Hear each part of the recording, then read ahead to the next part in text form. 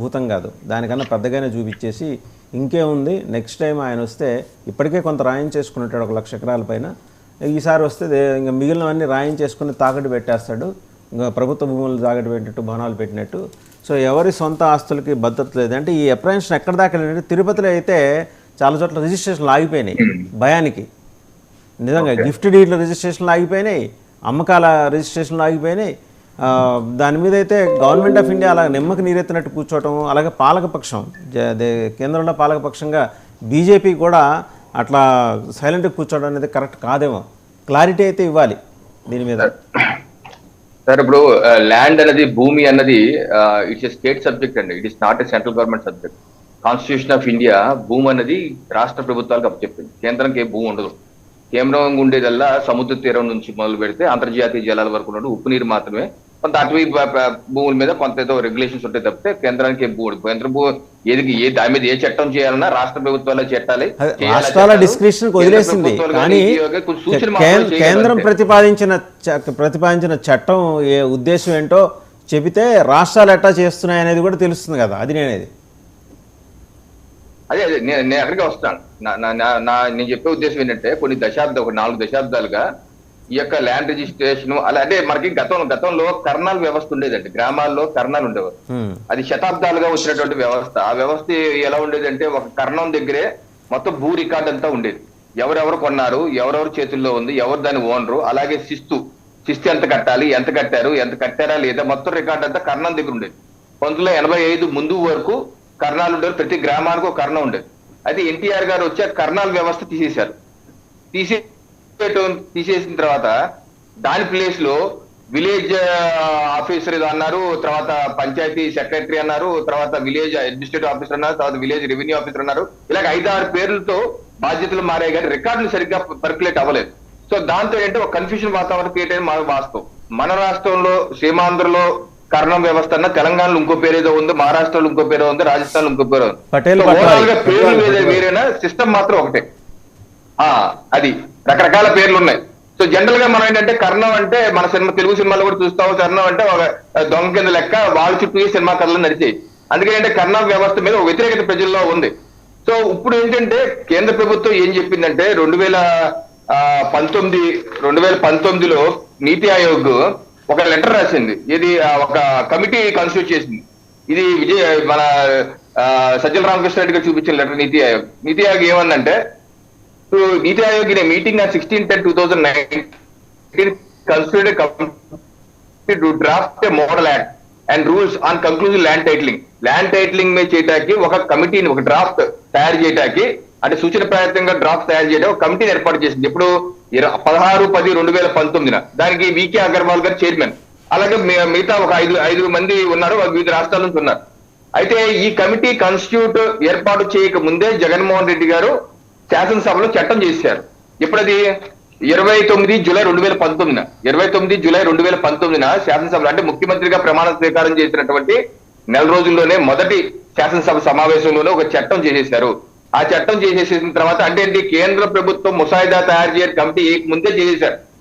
నేననేది ఏంటంటే ఒక కీలకమైన చట్టం, శతాబ్దాలుగా ఉన్నటువంటి డిఫరెన్సెస్ ని కరెక్ట్ చేయాలి, ల్యాండ్ సమస్య కరెక్ట్ చేయాలని మీరు చేసే ప్రయత్నం ఏమాత్రం అర్థం చేసుకోకుండా, అవగాహన లేకుండా అప్పుడున్న రెవెన్యూ మంత్రి ధర్మాన కృష్ణదాస్ గారు, వారు కూడా సీనియర్ మంత్రి కాదు, కొత్తగా వచ్చిన మంత్రి, ఆ రోజు శాసనసభ సమావేశాల్లో కూడా తెలుగుదేశం పార్టీ నాయకులు అచ్చెన్నాయుడు గారు కూడా అన్నారు.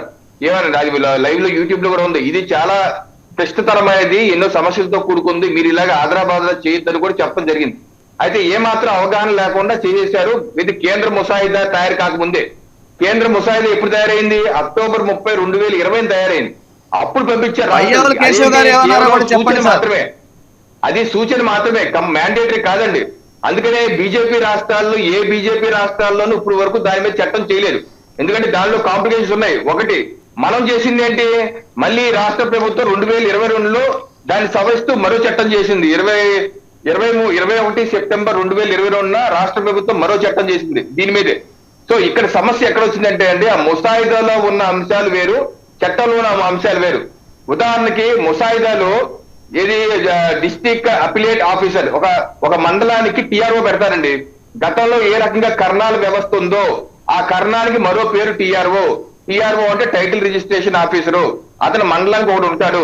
అతని దగ్గరే భూ record, register of records, register of disputes, register of charges.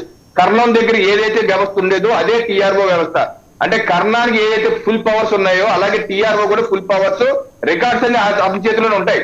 ఒకవేళ ఎవరి మీద కోపం వచ్చి, ఇప్పుడు దానిలో ఏముందంటే చట్టంలో, ఒక టిఆర్ఓ మండలానికి పలానా భూమి రవికిరణ్ అని చెప్పి నోటిఫికేషన్ ఇస్తాడు.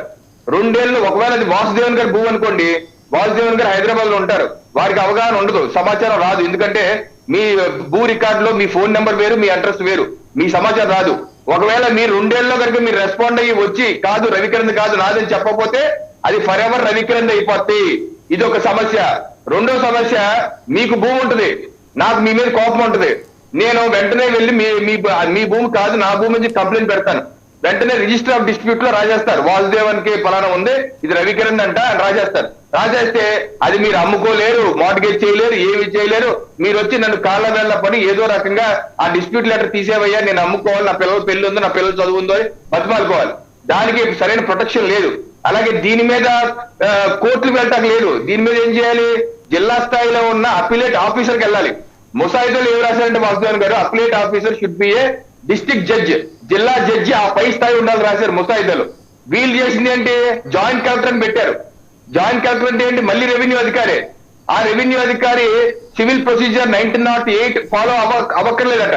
అంటే వాళ్ళు సహజ న్యాయ సూత్రాల ప్రకారం వాళ్ళు నచ్చినట్టు విచారణ కండక్ట్ చేసి వారం రోజులు డిస్పోజ్ చేసేయచ్చు. అంటే కోర్టు ప్రొసీజర్ వాళ్ళు ఫాలో అవ్వరు, వాళ్ళు నచ్చినట్టు చేస్తారు. ఒకవేళ దాని మీద మనం అప్పీల్కి వెళ్ళాలంటే హైకోర్టుకి అప్పీల్ చేయడానికి లేదు, రివ్యూవే. ముసాయిదాలో ఏముంది, అప్పీల్ అని ఉంది వాసుదేవన్ గారు. అప్పీల్ అంటే మొత్తం అంతా వింటారు, కింద నుంచి పై వరకు మొత్తం కేసు అంతా వింటారు. అది ముసాయిదాలో ఉంది, కేంద్ర ప్రభుత్వ ముసాయిదాలో.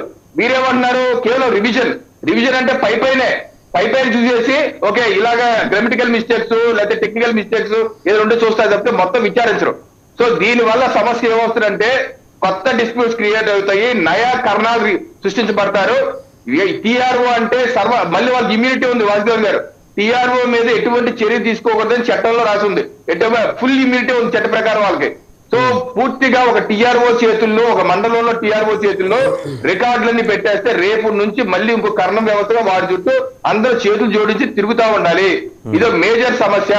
ఈ సమస్య ఉద్దేశాలు మంచిదే ఉండొచ్చు, ఏంటి ఉద్దేశం అంటే విధానంలో మాత్రం అనేకమైన లోపాలు ఉన్నాయి. వాసుదేవన్ గారు ఇది పూర్తిగా చర్చించి మళ్ళీ దాన్ని మొత్తం రీవర్స్ చేయాలి. ఇలా చేయకపోతే కొత్త సమస్యలు ఇప్పుడు కర్ణాల వ్యవస్థ మీకు తెలుసు వాసుదేవన్ గారు, శతాబ్దాలుగా రికార్డు ఉంది కాబట్టి మొత్తం రికార్డు మెయింటైన్ చేసుకుంటా వచ్చారు. ఇప్పుడు రికార్డు లేదు, కింద నుంచి మెయింటైన్ చేయాలి. చేయాలంటే మీ దగ్గర నా దగ్గర ఉన్న డేటా మొత్తం తీసుకుని బిల్డప్ చేయాలంటే అది సంవత్సరంలో 2 సంవత్సరాలు అయ్యేది పని కాదు, 10 ఏళ్ళు 15 ఏళ్ళు పడుతున్నాయి. అనేకమైన సమస్యలు ఉన్నాయి. అందులో ఇప్పుడు వాసుదేవన్ గారు భూ రేట్లు పెరిగిపోయినాయి, కోర్టులో వెళ్ళిపోయింది. ఎక్కడన్నా ఒక డిస్ప్యూట్ కోసం చేస్తే చాలు, ఒక లేని డిస్ప్యూట్ క్రియేట్ చేస్తే వాడు కోట్ల రూపాయలు బొక్క. అందుకని వాడే మన చేతికి వస్తారన్న సన్నాసులు ఎక్కువైపోయారు. అది కాకుండా టిఆర్ఓ అన్నవాడు ఇప్పుడు ఈ చట్టం ప్రకారం ఒక ధర్మరాజు, ఒక సత్యహరిశ్చంద్రుడు, ఒక సత్యకాలం సత్య అయితేనే వర్కౌట్ అవుతుంది. ఇక్కడ సమస్య ఏంటంటే మనం ఇప్పుడు ఒక ఎస్ఐ పోస్టింగ్ కి చూస్తున్నాం వాసుదేవన్ గారు, సిఐ పోస్టింగ్ 5 లక్షలు 10 లక్షలు 20 లక్షలు సమర్పించుకొని పోస్టింగ్ వేయించుకుంటున్నారు, లేకపోతే రికమెండేషన్ లెటర్లు ఎమ్మెల్యేలు తెచ్చుకుంటారు. ఇది వాస్తవం కదా. రేపు టిఆర్ఓ పోస్టులు పాట పాడుకుంటారు, ₹1 2 కోట్లు పాట పాడుకొని అధికారులు అధికారి సదరు అధికారంలో పార్టీ నేతల కొమ్మక్కయ్యి లేని సమస్యలు సృష్టించి వివాదాలు సృష్టించి డబ్బులు మూట కట్టుకుని పెద్ద వ్యవస్థ, అవినీతి వ్యవస్థ తయారవుతుంది. ఇవన్నీ మనం సెట్ చేయకపోతే చాలా ఇబ్బందికర వాతావరణం క్రియేట్ అవుతుంది వాసుదేవన్ గారు. రైట్ డాక్టర్ రావు గారు. సో ఇప్పుడు ఏంటంటే